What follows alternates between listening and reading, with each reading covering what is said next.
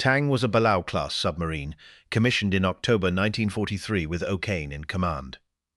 On her second, she saw no enemy at all, and instead spent her days circling under falling aircraft off truck, plucking 22 downed American Autotoft, rescue the men of Tang, American airmen, out of the water. The men of Tang were as proud of as any sinking, on her third patrol in the yellow ships, than any American submarine patrol of the entire war. Inside a submarine, 87 men lived in a steel tube a little over 300 feet long, breathing each other's air, sleeping beside torpedoes, sharing bunks in shifts. There was no privacy and no escape. When a depth charge went off nearby, every man simply sat in the dark and listened to the hull complain and did nothing because there was nothing to do. What held such a crew together was total confidence in the man on the periscope. Tang's crew had that. O'Kane brought them home from 4 patrols, and they would have followed him anywhere. On the 24th of September 1944, they left Pearl Harbor for the 5th. It took them to the Formosa Strait, a narrow, shallow stretch of water between Formosa and the Chinese coast, thick with Japanese shipping heavily patrolled and known to be mined. O'Kane was offered a choice: make the dangerous passage as part of a coordinated group with 3 other submarines, or go in alone. He chose alone. It was characteristic, and it was defensible. A lone boat is quieter and freer to hunt. It also meant that if anything happened to Tang out there, no friendly ship would be near enough to see it, or to hear it, or to tell anyone what had become of her. For weeks she hunted, and she was devastating. She sank freighters at night on the surface, slipping in among them with her low black hull nearly invisible against the sea. Then, on the 23rd of October, a large convoy. Tankers, a transport, a freighter, ringed by escorts. O'Kane did not wait for a careful, submerged approach. He drove Tang straight into the middle of the formation on the surface in the dark and started shooting. Okay, please take a moment to subscribe to the channel and to give this video a like and stay with us all the way to the end. What followed is the action for which O'Kane received the Medal of Honor, and the citation reads like a naval battle fought at knife range. Boxed inside the enemy's own formation, he stood exposed on Tang's open bridge, in what the citation calls a fusillade of bullets and shells coming from every direction, and directed the fight. Torpedoes hit under the stack and engine room of one tanker, then another, then a third. The ships began to burn, lighting the water around the submarine that was killing them, and then a Japanese transport turned and came for Tang, bow on, to run her down. O'Kane did not dive. There was no time and no depth to dive into. He swung his boat and shot her out of the transport's path, missing it, by the Navy's own account, by inches. Around him now were burning tankers, a freighter, a transport, and destroyers hunting between them. He fired his remaining torpedoes into 2 more targets, and Tang ran out through the wreckage, with shells falling and pyrotechnics bursting over the water. It was one of the most aggressive single actions any submarine commander fought in the entire war, and the next night he did it again. On the night of the 24th, Tang found another convoy and went in the same way, surfaced inside the escort screen, firing at ranges where a submarine has no business being. Ship after ship was hit. By the small hours of the 25th of October, the sea was full of burning hulls and men in the water, and Tang had 2 torpedoes left out of the 24 she had carried. O'Kane fired the 23rd at a crippled transport and watched it run straight and true. Then he ordered the 24th and last fired at the same target. It left the tube, and something went wrong immediately. The torpedo was a Mark 18, an electric weapon meant to run without a telltale wake. Instead of running straight, it broached the surface, curved hard to the left, and began a circular run, turning back through the water toward the submarine that had launched it.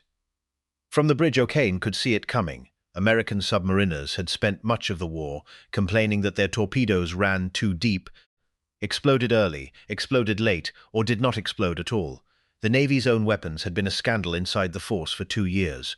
Now one of them was coming home. What happens in the next 20 seconds is the heart of this story. If this is the kind of history you want more of, subscribe. We're just getting to it. Because O'Kane did the only thing left. He rang up emergency power and fishtailed the boat, trying to swing Tang's stern out of the torpedo's turning circle. For a moment it looked as though she might make it. Then, roughly 20 seconds after it left her own tube, the torpedo struck Tang in the stern, close by the after torpedo room. One of her officers in the conning tower said afterward that it was like the world coming to an end. The explosion broke bones in men as far forward as the control room. The rear compartments flooded almost at once, and Tang went down by the stern into 180 feet of water. 9 men had been on the bridge, in the open air, and were thrown into the sea. Everyone else was inside. Of the 87 men aboard the USS Tang, 78 did not come home. Most of them died in the boat. We are not going to describe it. They were submariners, and they knew what the sea could do, and they went into it together.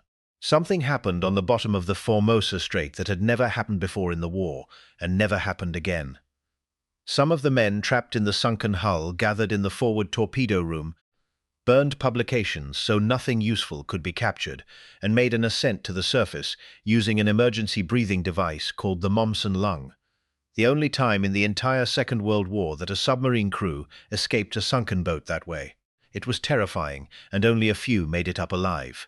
A Japanese patrol overhead dropped depth charges while they waited, and a fire started in the battery below them. Through the rest of that night, a handful of men were in the water in the dark, those blown off the bridge, one officer who escaped from the flooded conning tower, and the few who came up from the bottom. O'Kane was among them. They swam for about 8 hours in the Formosa Strait in October, with the wrecks of the ships they had sunk burning around them. Some of them could not hold on that long. When the sun came up, of the 87 men who had sailed on Tang, only a small handful were still alive on the surface of the sea. Sources differ on whether the number was 8 or 9. What found them was a Japanese escort ship. The sources call it a frigate or a destroyer escort, one of several picking survivors out of the water after the night's disaster. It hauled the exhausted Americans up over the side, and on that deck, the men of Tang came face to face with the consequences of their own war. The Japanese sailors and merchant seamen standing around them were survivors too.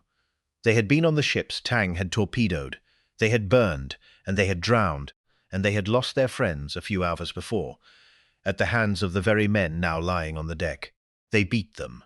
That is the plain fact, and it is not hard to understand. These were injured, grieving men who had just watched their world burn, and the people responsible had been dropped onto the deck in front of them. The Americans were kicked and clubbed, and they could not have stopped it, and they did not try. We are not going to dwell on it. What matters is what the American commander wrote about it afterward, because in one sentence, Richard O'Kane did something very few men in that war were capable of doing. He wrote it in his official report on the sinking, and later in his book. When we realized, he wrote, that our clubbings and kickings were being administered by the burned, mutilated survivors of our own handiwork, we found we could take it with less prejudice. Read that again. A man half-drowned who has just lost 78 of his crew looks up at the people beating him and recognizes them. He does not call them animals. He calls them survivors of his own handiwork. He understood, lying on that deck, that he had done this to them, and that they were men. What happened to them was 10 months of captivity. The survivors of Tang were taken first to a secret Japanese naval interrogation center called Ofuna, a place reserved for prisoners the Japanese wanted information from, and where men were not registered as prisoners of war at all, which meant that, officially, they did not exist. They were interrogated, poorly fed, and worked. Later they were moved to a camp near Tokyo. They were there when the war ended. When Richard O'Kane was finally released in the autumn of 1945, he weighed under 100 pounds and was carried aboard a hospital ship, near death. He survived. In March of 1946, on the White House lawn, President Truman placed the Medal of Honor around Richard O'Kane's neck for the 2 nights in the Formosa Strait. Post-war examination of Japanese records confirmed what the submarine force already suspected. Tang had sunk 33 ships, more than 116,000 tons, more ships and more tonnage than any other American submarine in the war. Her commander finished as the most successful submarine captain the United States has ever had. He also testified afterward at Japanese war crimes trials about what had been done to prisoners. It was not, and this is the part that stays with you. O'Kane lived another 48 years, commanded ships, made admiral, wrote the book that preserved his crew's story. But his wife, Ernestine, said something after his death that explains the whole man in a single line. The hardest thing for him, she said, for the rest of his life, was that he came home and his men didn't. He had brought them into the middle of that convoy. He had fired the torpedo. He had lived, and 78 of them had not, and no medal on Earth was going to settle that account. 78 men were lost with the USS Tang on the 25th of October 1944. Their names are known, their boat is not. Her wreck has never been found. By the tradition of the submarine force, a boat lost at sea is never decommissioned. She is simply and permanently on eternal patrol, and USS Tang remains on it today. Richard Hetherington O'Kane died in 1994, aged 83. A destroyer now carries his name, and in New Orleans, at the National WWII Museum, you can walk into a reconstruction of Tang's control room and stand where those men stood on their final mission. The closest anyone will ever come to the place where 78 Americans still are. The best submarine America ever sent to sea was killed by an American torpedo. 9 men out of 87 came up out of the water, and the enemy who pulled them onto his deck was a burned man who had every reason to hate them, which their commander, lying there, understood and said so. Some men come out of a war with medals. O'Kane came out with both, the medal and the arithmetic he could never make come out right. People still argue about O'Kane's decision to go into the Formosa Strait alone, and about a torpedo program that sent the best crews in the fleet to sea with weapons that could turn on them. Maybe you have a view. If your father, your grandfather, your uncle, anyone in your family served in the submarine service, or anywhere in the Pacific, in any branch, on any boat or any ship, leave their name and what they did in the comments below. Don't just leave the name. Tell us one thing about them. One thing they did or said, or one thing you remember. The men still aboard the Tang deserve more than a line in a database. They deserve to be remembered as people. Subscribe if you want the next story. There are more of them.